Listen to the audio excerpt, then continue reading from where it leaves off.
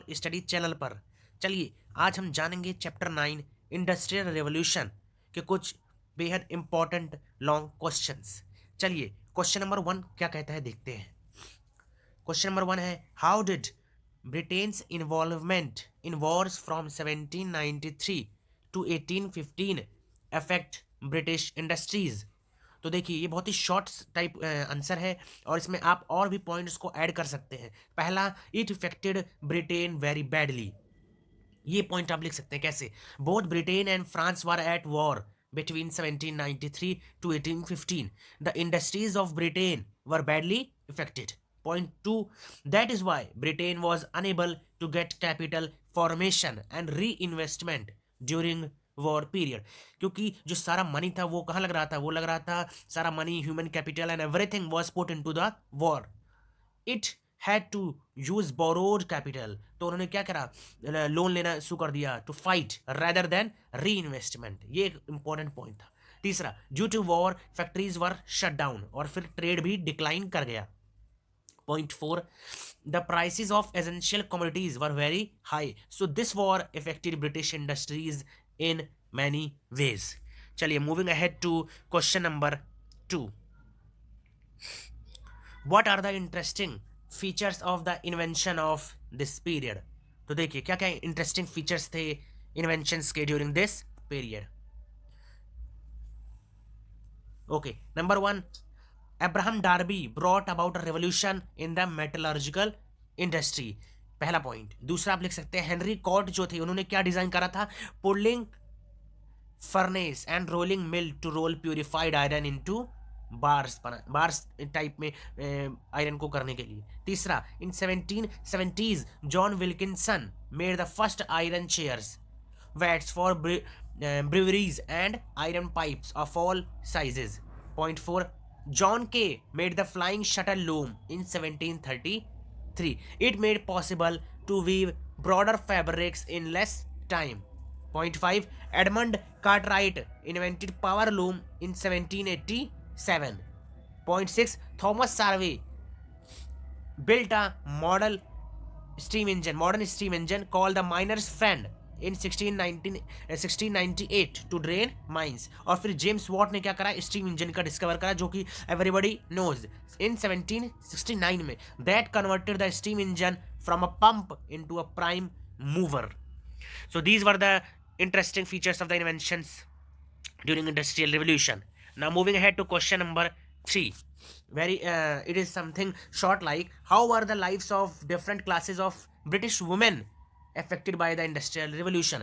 तो वुमेन को कैसे इफेक्ट करा इंडस्ट्रियल रिवोल्यूशन ने। पहला, women of all the classes began working in factories में उनको काम करना वो लगी। It help them in getting financial independence and self esteem, मतलब उनका सोशल स्टेटस बढ़ गया। Second point, but their wages for the same hour of work were low as compare to those of man.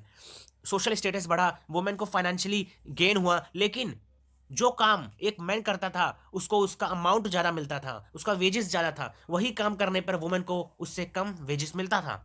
तीसरा point, industrialization was a blessing in disguise. How, देखिए क्या हुआ, a number of food items became very cheap and were available in abundance. It increased the social status of women in particular।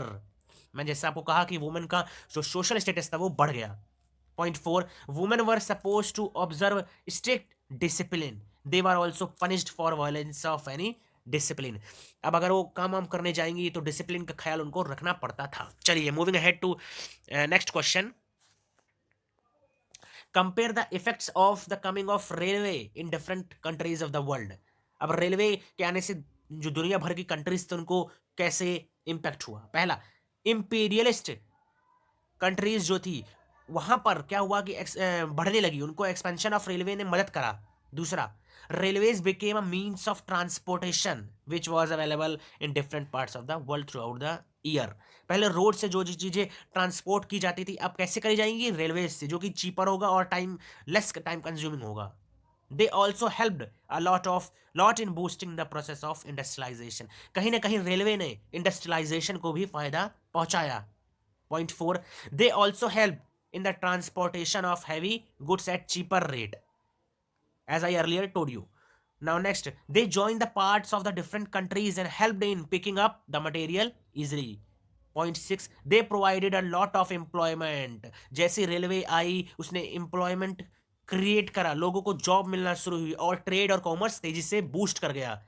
Thus, it can be said that the coming of railways connected different countries of the world. Now, moving ahead to next question, question number fifth. What was the opinion of Karl Marx about socialism पे? समाजवाद पर Karl marks ने क्या कहा? देखिए, पहला point, Karl Marx was a thinker and scholar as well. He is also called the father of modern communism. He developed socialism on scientific lines. इन्होंने socialism को किससे जोड़ दिया? साइंस से जोड़ दिया. Second, his ideas on socialism और communism are incorporated in Das Kapital. It is his book जो इन्होंने लिखी है कार्ल मार्क्स ने, दास कैपिटल. ये आपको नाम याद रखना है. Point 3, according to him capitalism is the root cause of all the social evils and hence it should be done away with. मतलब आप कैपिटलिज्म को हटा दीजिए और किसको लाइए? सोशलिज्म को. In socialism there is no place for private property. इसका मतलब हर एक चीज नेशनलाइज्ड होनी चाहिए, अंडर द गवर्नमेंट आनी चाहिए. वैसे ही फोर्थ पॉइंट क्या कहता है? All the units of production, जो भी चीज आप प्रोड्यूस करते हो, जो भी चीज आप डिस्ट्रीब्यूट करते हो, हर चीज नेशनलाइज्ड होना चाहिए, स्टेट के अंदर आना चाहिए. ये कार्ल मार्क्स का सोशलिज्म कहता है. Capitalism in itself has the seeds of its own destruction. उनका मानना है कि कैपिटलिज्म अपने आप को ही डिस्ट्रक्ट कर सकता है. Industrial workers are a force which को destroy capitalism and establish socialism. तो अगर सोशलिज्म को स्टेब्लिश करना है तो उसमें इंडस्ट्रियल वर्कर्स का बहुत ही इंपॉर्टेंट रोल होता है, एज पर Karl Marx. Now moving ahead to next question, question number 6.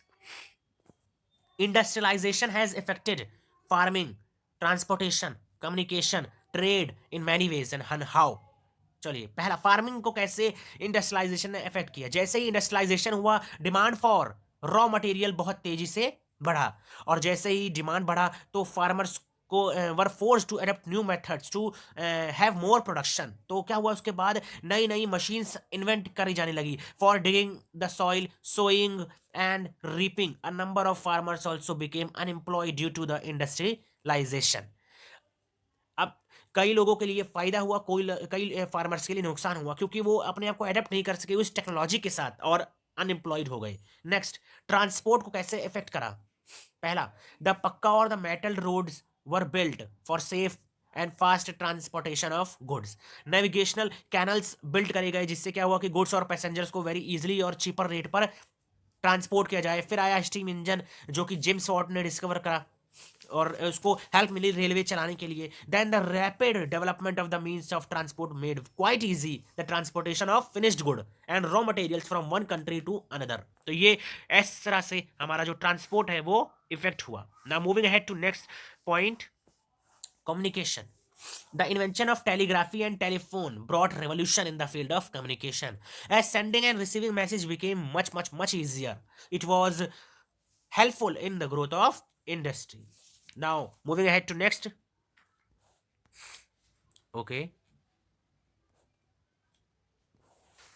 effect on trade. देखिए, the production of goods encouraged trade. The international trade grew very fast and it became very easy for any industrialized country to import raw material and export finished goods to any part of the world, as happened with Britain and India. Even the raw materials were taken from India and then finished goods were dumped into the Indian markets by the Britishers. Now moving ahead to next question. What were the relative advantages of canal and railway transportation? ये एक important question है जो आ सकता है, जिसमें आप canal transportation के advantages लिख सकते हैं एंड रेलवे ट्रांसपोर्टेशन के एडवांटेजेस लिख सकते हैं. इससे पहले दोस्तों मैं आपको कहना चाहूँगा कि आप प्लीज़ हमारे इस चैनल को सब्सक्राइब कर लीजिए. हम आपके लिए बहुत अच्छे अच्छे वीडियोज़ लाने की कोशिश कर रहे हैं.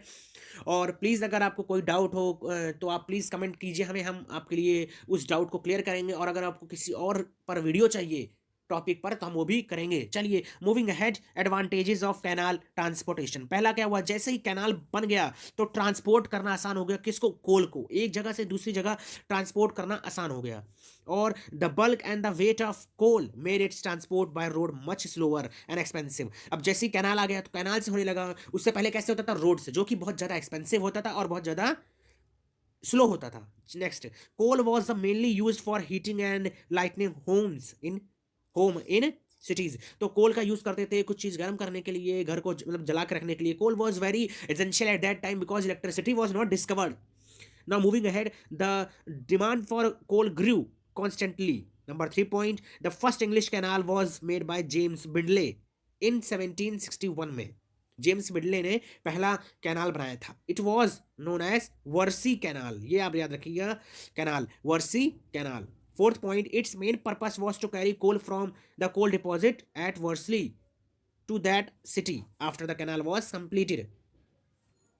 Fifth point, canal were usually built by the big land owners. वैसे फार्मर्स थोड़ी ना बनाएंगे, लैंड ओनर्स ही बनाएंगे, सही बात है। और उसके बाद चलते हैं, the Confluence of canals created marketing centers in new town.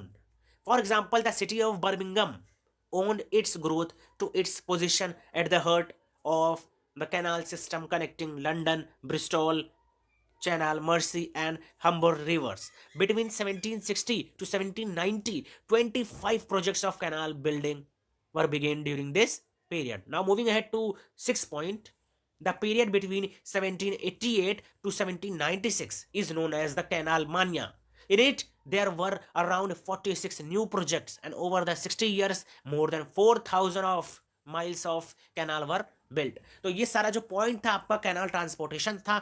और दोस्तों अगर इस तरह का क्वेश्चन आता है तो आप यही पॉइंट बिल्कुल उतार सकते हैं, ये काफी होगा इस क्वेश्चन के लिए। Now talking about advantages of railway transportation. Railway transportation. Railway emerged as a new means of transportation available throughout the year.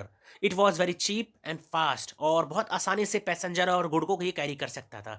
उसके बाद फिर जब सेकंड स्टेज आई, जब जैसे कि invention of railway took the entire process of industrialisation.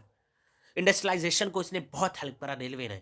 तीसरा point, इन 1801 Richard ट्रेवेथिक ने क्या करा, हैज एक इंजन बनाया जिसका नाम था पफिंग डेविल। और in 1814 the railway engineer George Stephenson invented the locomotive called the Blucher. Next point, it could pull a weight of 30 tons up to a hill at 4 miles per hour. The first railway line connected the cities of Stockholm and Darlington in 1825. Next point is, the distance between the two cities was just 9 miles, which could be covered in 2 hours at the speed of 24 kilometres per hour. ये कुछ important point थे railway से related. दोस्तों थोड़ा आज मेरी तबीयत भी खराब चल रही है तो मुझे माफ कर दीजिएगा अगर मेरी आवाज़ थोड़ा ढंग से ना आ रही हो। Next, moving ahead to question number 8।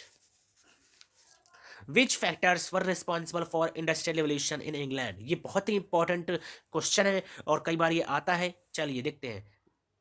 पहला फैक्टर है natural resources. There were plenty of natural resources like iron and coal in England. These resources are essential for the industries. Second point is capital. The traders of Britain had established good trade relations with numerous countries since a long time. और ये अगर आपकी बहुत ज़्यादा relations होंगे किसी countries के साथ, definitely you can trade very easily और कैपिटल फॉर्मेशन बहुत ही इजीली हो जाएगा और ये बिजनेस फ्रेंडली एनवायरनमेंट क्रिएट करेगा। चलिए तीसरा, क्लाइमेट। अब क्योंकि जो ब्रिटेन है वो सी के आसपास बसा हुआ है, so it is very humid and which is also one of the factor for industrial revolution. Now moving ahead Point 4. What does the point 4 says? Control over colonies. British had established a large number of new colonies from where she could get the cheap raw material, बहुत आसानी से मिल जाता था। and they could also serve as markets. उनको market का वही जहाँ से रॉ मटेरियल लेते थे वही उनको मार्केट जैसा भी सर्व करता था, as in the case with the India. Now they could sell their products in the colonies. तो ब्रिटेन ने क्या करा, अपनी कॉलोनीज जो कॉलोनीज थी वहीं से रॉ मटेरियल लिया और वहीं पर अपने फिनिश्ड प्रोडक्ट्स को डंप कर दिया। नेक्स्ट, शिपिंग इंडस्ट्री का क्या रोल रहा। Shipping industry of England was much developed through ships they could do their businesses in proper way. They could now transport the things far away countries and also sell their products in the market. Now moving ahead to point 5, foreign trade. The British had established their trade relation with another countries. Through this they were able to expand their business. Foreign trade was also one of the main factor of the industrial revolution. Now last one is the innovative ideas, science and tech. The British had developed innovative ideas. They say that is why they made new discoveries. It was one of the main causes of the industrial revolution. Now moving ahead to question number 9, discuss the socio-economic effects of industrial revolution. This is also one of the most important question. Point 1 कहता है end of cottage industry, cottage industry का बहुत बड़ा destruction हुआ. ये एक impact था industrial revolution का. A lot of new machines were prepared. Through these machines, numerous products were made, and it was not possible to manufacture these products. So, in cottage industry in England almost ended. Next point is the development of new industrial towns. कई नए नए towns बने जैसे Birmingham, Manchester etcetera. चलिए next point है growth of agriculture. Agriculture बहुत तेजी से बढ़ा. हाई यील्डिंग सीड्स, फर्टिलाइजर्स और नई टेक्नोलॉजी ने फार्मिंग को बेहतर बना दिया. चलिए point 4, exploitation of women and children. कहीं ना कहीं वुमेन और चिल्ड्रन को काम तो मिला लेकिन उनका एक्सप्लॉयटेशन होने लगा. उनको पैसे कम मिलते थे जबकि वही काम अगर मैन करता था तो उनको बड़ी आसानी से ज़्यादा वेजेस मिल जाते थे और इसी कारण वुमेन और चिल्ड्रन की हेल्थ पर भी बहुत असर पड़ा. ना moving ahead to next point, increase in national income. देखिए after the industrial revolution they were now able to produce new items. These items were sold in international market at high prices. This way they are in national income increased. ये कहीं एक positive effect था. Appearance of new classes. जैसे industrial revolution शुरू हुआ दो नई classes का जन्म हुआ. पहला था कैपिटलिस्ट और दूसरा था वर्कर्स. कैपिटलिस्ट कहीं ना कहीं ज़्यादा रिचर थे और वर्कर्स कहीं ना कहीं धीरे धीरे बहुत ज़्यादा पुअर और पुअर बनते जा रहे थे. और स्टैंडर्ड ऑफ लिविंग पर भी कहीं ना कहीं इंडस्ट्रियल रिवोल्यूशन ने इम्पैक्ट किया. जो लोग थे वो रिच हुए. ट्रांसपोर्टेशन, कम्युनिकेशन, रेलवे, शिप, ये कहीं ना कहीं इन्होंने जिंदगी को अच्छा बना दिया और बेहतर बना दिया. They led to the comfortable life for the common man in there. और also due to the industrial revolution we can say that population drastically increased because they could now have nutritious diet and food. Numerous medicines were discovered during this period only, which helped in checking various diseases. So it led to an increase in population. Now moving ahead to last question of today. How did the industrial revolution in England affect India's economy? India की ये बहुत ही important question, इसको मैं star mark कर देता हूँ कि India की इकोनॉमी को कैसे इंडस्ट्रियल रेवोल्यूशन ने इम्पैक्ट किया. तो देखिए जो इंडस्ट्रियल रेवोल्यूशन था कहीं ना कहीं इंग्लैंड को उसने ऐसा बनाया कि ज़्यादा से ज़्यादा वो गुड्स प्रोड्यूस करना चाहता था. तो क्या हुआ कि जो इंडियंस थे उनके जो रॉ मटेरियल थे वो कहाँ से आता था, इंडिया से आता था. और फिर उसके बाद वो क्या करते थे कि वही इंडियंस को अपने फिनिश्ड प्रोडक्ट्स को डंप कर देते थे इंडियन मार्केट्स में. और इसलिए हम कह सकते हैं कि जो इंग्लिश गुड्स थे उनके सबसे बड़े one of the biggest consumer were Indians itself. तो ये कहीं ना कहीं इसने हार्म कर दिया. किसको हार्म करा? इंडियन आर्टिसंस को, हैंडीक्राफ्ट्स को. इनकी जॉब्स चली गई, ये अनएम्प्लॉयड हो गए और मजबूरन इनको एग्रीकल्चर की तरफ बढ़ना पड़ा.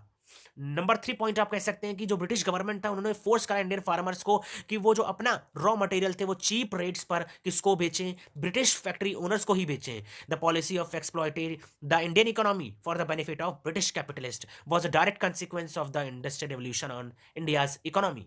अब देखिए अनएम्प्लॉयड आर्टिसंस ने क्या करा, वो फार्म लेबरर्स बन गए. They became a burden on the Indian agriculture. In this way with a very short time India became much poorer country. तो कहीं ना कहीं जो कि इंडिया की जीडीपी जहां जब ब्रिटिशर्स आए थे तो अराउंड 23% ऑफ द वर्ल्ड थी, अब जाकर 3% ऑफ द वर्ल्ड हो गई जब ब्रिटिशर्स भारत को छोड़ के गई. तो उन्होंने इंडिया को बहुत ज़्यादा पुअर कर दिया. Next point we can say before the industrial revolution India was a major producer of cotton, wool, silk, clothes. Now, India suffered a severe setback in these industries. Clothes made by the British mills were cheaper than the Indian clothes, and this impacted Indian market drastically. और आप इसके बाद लिख सकते हैं कि जो 6 point है, the Indian goods could not compete with the British cheap goods. The British government in India imposed heavy duties on Indian goods so that and even they discouraged Indian craftsmen in many ways so that they could never think of competing with the British goods. So that's all for these 10 important questions of the Industrial Revolution, chapter 9 of the class 11 history. I hope you like the video, and thank you for today.